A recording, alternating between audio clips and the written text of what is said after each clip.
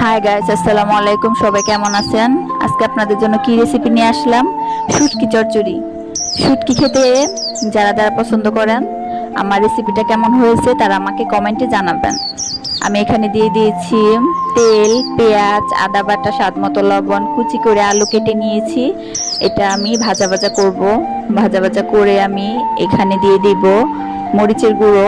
মরিচের গুঁড়ো দিয়ে এটা আমি নাড়াচাড়া করে ভাজা ভাজা করব। ভাজা ভাজা করে আমি এখানে দিয়ে দিব শুটকিটা। শুটকিটা দিয়ে আমি এখানে ভাজা ভাজা করব, নেড়ে চেড়ে ভাজা ভাজা করে আমার শুটকি হয়ে গেল। আমার শুটকি রেসিপি এখন আমরা সবাই ফ্যামিলি সবাই মিলে সেই মজা করে খাবো।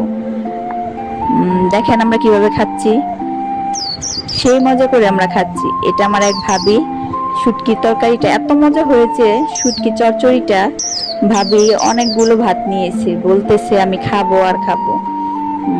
দেখেন কিভাবে খাচ্ছে আমার ভাবি।